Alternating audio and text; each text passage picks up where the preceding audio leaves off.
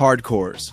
The fans who've watched every single UFC event for 15 years straight know the grappling stats of fighters you've never heard of from regional Russian promotions, and use their knowledge like a weapon to separate real fans from posers. But here's the twist.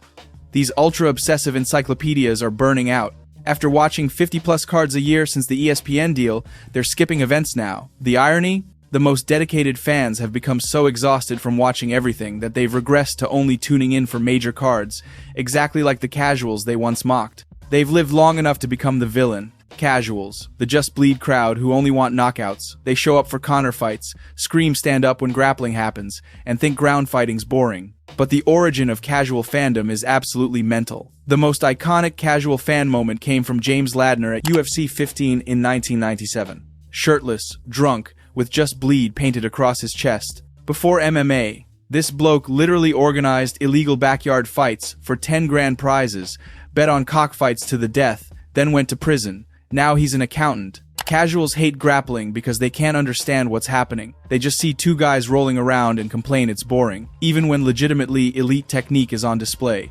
But despite being mocked, casuals are essential. They evangelize MMA to other casuals and keep the sport growing. Islam haters. The anti-Dagistani coalition. This toxic subset irrationally hates Islam Makhachev, Khabib, and anyone from Dagestan. Why? It's a cocktail. Islam faces a unique trifecta that American fans despise. He's Russian, he's Muslim, and his name is literally Islam. Everything the average American into geopolitics is against. Most Islam and Khabib haters are Conor McGregor fans who never moved on from Khabib destroying Conor at UFC 229. Conor encouraged everyone to despise these individuals, and that sentiment has persisted. Then there's the cultural disconnect. Islam and Khabib don't drink, don't party, don't watch Netflix, don't listen to music. Everything American fans might identify with, these guys don't touch. After Islam's dominant UFC 322 performance with 19-plus minutes of ground control, haters united to call him boring,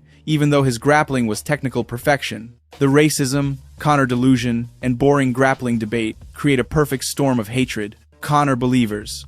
The delusional disciples who still think Conor McGregor is the greatest fighter alive, that his losses were flukes, and that he's one lucky break from reclaiming glory. They're living in 2016 and refuse to accept reality. Conor himself exhibits textbook narcissistic traits.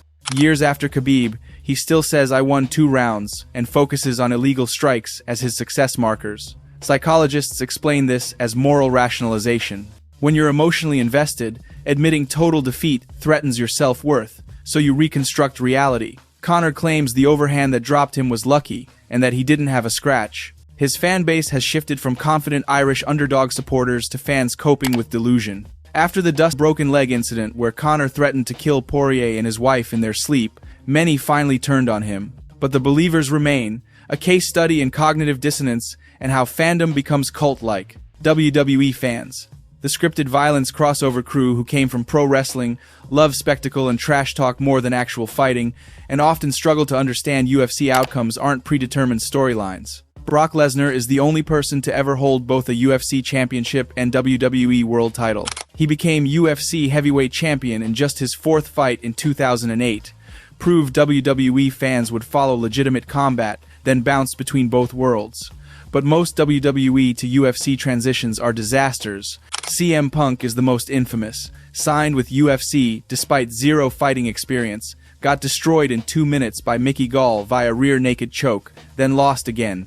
Dana White said he shouldn't fight in UFC again, but they gave him a second chance anyway because his name sold. MMA purists hate WWE fans because they think wrestling fans see MMA as fake drama and don't respect the sport. Meanwhile, WWE fans often find MMA too violent and a bit boring compared to storyline-driven entertainment. There's minimal fan base overlap despite the TKO merger. Shorts-only watchers. The TikTok generation with 8-second attention spans. These fans only consume UFC through 15 to 60-second clips on TikTok, Instagram Reels, and YouTube Shorts.